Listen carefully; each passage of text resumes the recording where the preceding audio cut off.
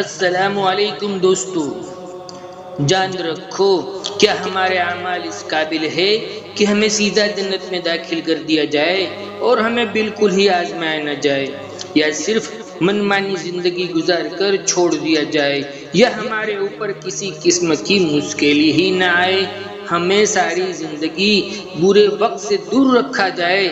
تو جان دو کہ ایسا اللہ کا نظام بالکل نہیں ہے۔ اللہ پاک نے ہمیں اس دنیا میں آزمائش کے لیے پیدا کیا ہے۔ انسان اس دنیا میں بھیجا ہی اس لیے جاتا ہے کہ وہ دنیا میں اپنے اوپر آئے ہوئے مشکل وقت میں اپنے خالق سے جڑ جائے، مخلوق سے نہیں۔ میرا رب قرآن میں فرماتا ہے، بڑی عظیم اور بابرکت ہے وہ ذات جس کے قبضہ قدرت میں ساری کائنات کی بادشاہی ہے اور وہ ہر چیز پر پوری طرح قادر ہے۔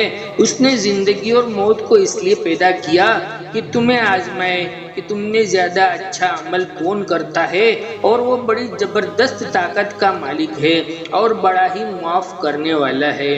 انسان کو پہلے اس دنیا میں اتارا جاتا ہے جو فانی ہے اور ہمیشہ باقی رہنے والی نہیں ہے، اور پھر اس تھوڑی بہت آزمائش سے گزارا جاتا ہے، اس کا صبر آزمایا جاتا ہے اور اس کے نفس کا امتحان لیا جاتا ہے اور اس کے ایمان اور توکل کا امتحان لیا جاتا ہے کہ اس کی قوت برداشت آخر کتنی ہے۔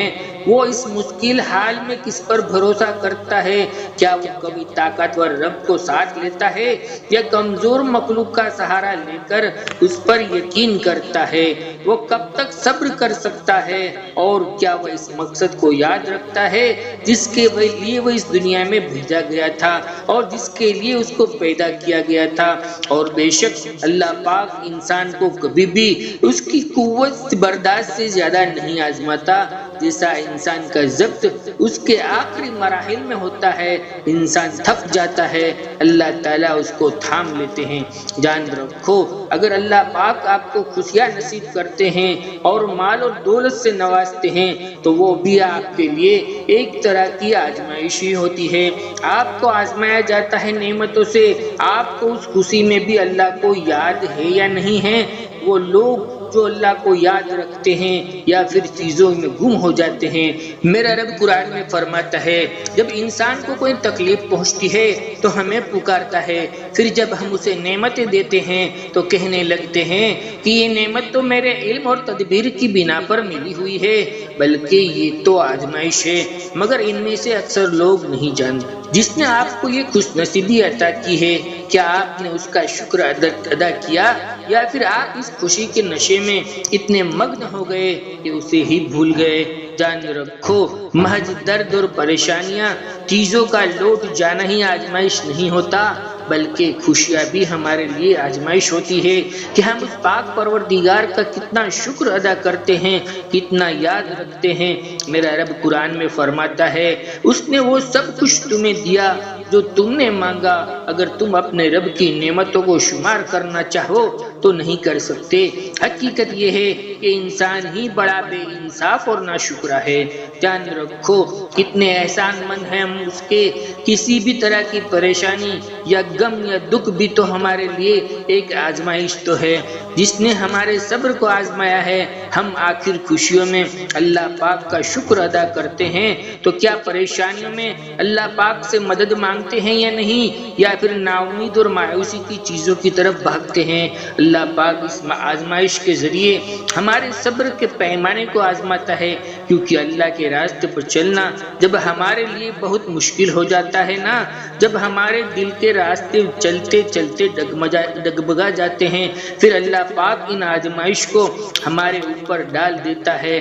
ہم اس کی رضا میں راضی ہے بھی یا نہیں؟ جان لو چاہے جتنی بھی مشکلیں آئے، ہمیں اپنی نہیں منوانی، صرف اس پروردگار کی سننی ہے، اس کی رضا میں راضی ہونا ہے۔ ہر حال میں صبر اور شکر کا دامن تھامے رکھنا ہے۔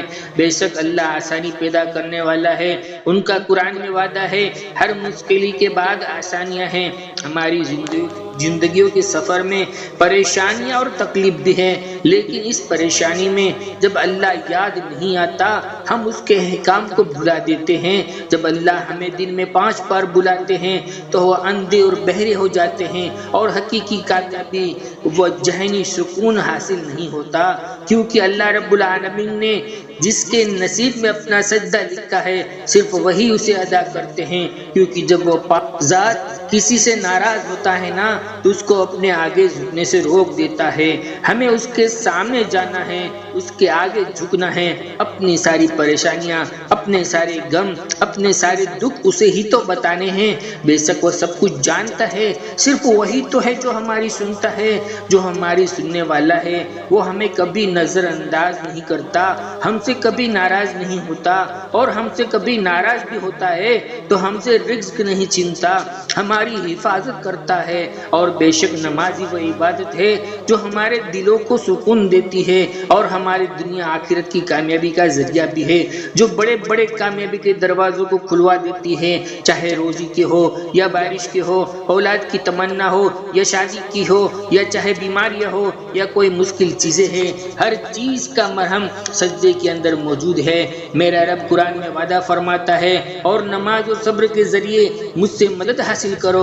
جان رکھو جب ہم دنیا کی رنگینیوں میں گم ہو جاتے ہیں نا تو اپنے خالق حقیقی کو بھول جاتے ہیں، تو وہ اپنے رحمت کی چادر ڈال کر ہمیں گناہوں کے دریا میں سے کھینچنے کے لیے کچھ حالات اور کچھ دکھ اور کچھ تکلیفوں سے گزارتا ہے تاکہ ہم ان کی طرف لوٹ آئے، کیونکہ وہ ہم سے پیار کرتا ہے اور ہمارا خیر خواہ ہے۔ وہ ہمیں دونوں جہاں میں نوازنا چاہتا ہے تاکہ ہم دعاؤں کے ذریعے ان کے قریب ہو جائے، صبر کے ذریعے ان سے قریب ہو جائے۔ جان رکھو اگر آزمائش لمبی ہو جائے، صبر کا پیمانہ چھلک رہا ہو تو سمجھ لو اللہ تعالیٰ تمہیں اس خاص مقام تک پہنچنا چاہتے ہیں جو تم نے اپنے رب سے مانگ لیا ہے، اور وہ دعائیں قبول ہو چکی ہیں۔ جن تک تم اپنی عبادت کے ذریعے سے نہیں پہنچ پا رہے ہو تو وہ مہربان رب تمہیں تکلیف سے گزار کر وہ مقام تک تمہیں پہنچا دیتا ہے جو تمہارے لیے ملنا طے ہے۔ پریشان نہ ہو، غمگین نہ ہو، میرے رب کی تدبیر بہترین تدبیر ہوتی ہے۔ بے شک وہ تمہیں ضائع نہیں کرے گا، تمہیں نا امید اور مایوس نہیں کرے گا۔ اس کی عطا کی شان نرالی ہے، وہ بن مانگے بھی عطا کرتا ہے، اور جو مانگا ہے اس سے محروم نہیں کرتا۔ مانگنے کا حکم بھی وہی دیتا ہے، ہاتھ ہی وہی اٹھواتا ہے، اور نوازتا بھی وہی ہے۔ مطمئن رہو، ان قریب وہ مہربان رب اپنی عطاؤں سے نواز کر آپ کی آنکھوں کی ٹھنڈا کرے گا انشاءاللہ۔ دوستو میں آپ سب کے کمنٹس پڑھتا ہوں اور میں بہت دل سے دعا گو ہوں آپ سب کے لیے کہ اللہ تعالیٰ آپ کو وہ سب چیزیں نصیب فرمائے جس کی آپ کو چاہت ہے، آپ کی زندگی میں تمام رکاوٹیں ہمیشہ کے لیے دور فرمائے۔ آج کے لیے اتنا ہی، زندگی رہی تو انشاءاللہ پھر ملیں گے ایک اور خوبصورت ٹاپک کے ساتھ۔ تب تک بندے کو اجازت دیجیے، اللہ حافظ، جزاک اللہ خیر۔